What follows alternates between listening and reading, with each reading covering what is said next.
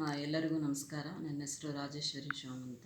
ನಾನು principal scientist ICR ನಿವೇದಿಯಲ್ಲಿ ಕೆಲಸ ಮಾಡ್ತಾಯಿದ್ದೀನಿ. ಇಂದಿನ ದಿವಸ ಸ್ವಚ್ಛತಾ ಪಖವಾಡದ ಕೊನೆಯ ದಿವಸ, ಕೊನೆ ಹಂತಕ್ಕೆ ಬಂದಿದ್ದೀವಿ ನಾವು.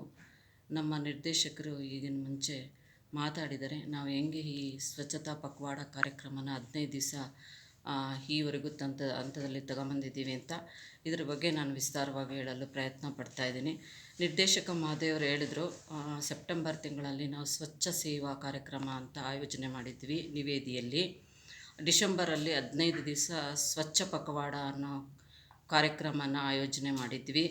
ಈ ಕಾರ್ಯಕ್ರಮದಲ್ಲಿ ಪ್ರತಿ ದಿವಸನೂ ಒಂದೊಂದು ಕಾರ್ಯಕ್ರಮಗಳನ್ನ ಯೋಜನೆ ಮಾಡಿಕೊಂಡು ನಾವು ಈ ಸೆಮಿನಾರ್ ಆಗಲಿ, ವರ್ಕ್ಶಾಪ್ ಆಗಲಿ, ರೈತರಿಗೆ ತರಬೇತಿ ಕಾರ್ಯಕ್ರಮ ಆಗಲಿ, ಅಥವಾ ಹಳ್ಳಿಗಳಿಗೆ ಹೋಗಿ ಜನಗಳ ಒಗ್ಗೂಟ ಮಾಡಿ ಅವರಿಗೆ ಸ್ವಚ್ಛತೆ ಬಗ್ಗೆ ಅರಿವನ್ನು ತಿಳಿಸ್ಕೊಳ್ಳೋ ಕಾರ್ಯಕ್ರಮಗಳನ್ನೆಲ್ಲ ಮಾಡಿದ್ದೀವಿ.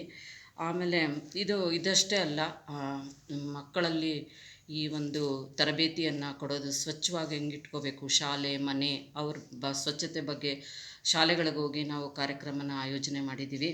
ಆಮೇಲೆ ಈ ಥರ ಒಂದು ವಿಶೇಷವಾದ ಕಾರ್ಯಕ್ರಮ ಏನು ಅಂದರೆ, ನಾವು ಕೇರಳಗೂ ಹೋಗಿ ಅಲ್ಲಿನ ಹಂದಿ ಸಾಕಾಣಿಕೆಯ ಜನಗಳಿಗೆ ಯಾವ ಥರ ಹಂದಿಗಳಿಗೆ ಕಾಯಿಲೆ ಬಂದರೆ ಫಾರಮಲ್ಲಿ ಈ ಸ್ವಚ್ಛತೆಯನ್ನು ಕಾಪಾಡ್ಕೋಬೇಕು, ಈ ಸ್ವಚ್ಛತೆಯಿಂದ ಬೇರೆ ಫಾರ್ಮ್ಗಳಿಗೆ ಕಾಯಿಲೆ ಹೋಗ್ದಿರೋ ಅಂಥ ತರಬೇತಿ ಕೂಡ ನಾವು ಈ ಥರ ತಲುಪಿಸ್ಕೊಟ್ಟಿದ್ದೀವಿ.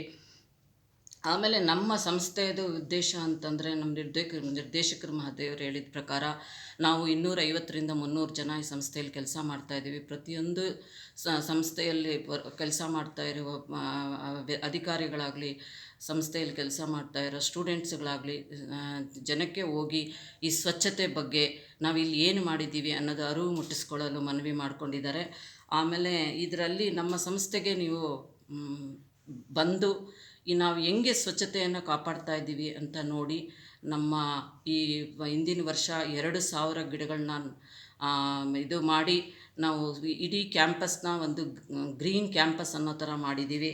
ಆಮೇಲೆ ಇಲ್ಲಿ ನಮ್ಮದು ಅಗ್ರಿಕಲ್ಚರ್ ಇನ್ಸ್ಟಿಟ್ಯೂಟ್ ಆಗಿದ್ರು, ವೆಟರ್ನರಿ ಇನ್ಸ್ಟಿಟ್ಯೂಟ್ ಆದರೂ, ಹೂಗಳಿಂದ ತಳಿಮಳಿ ಆಗ್ತಿರುವ ಕ್ಯಾಂಪಸ್ ಥರ ಮಾಡಿದ್ದೀವಿ. ನಿಮ್ಗೆ ಇಲ್ಲಿಗೆ ಬಂದರೆ ಮನಸ್ಸಿಗೆ ಭಾಳ ಸಂತೋಷ ಆಗುತ್ತೆ.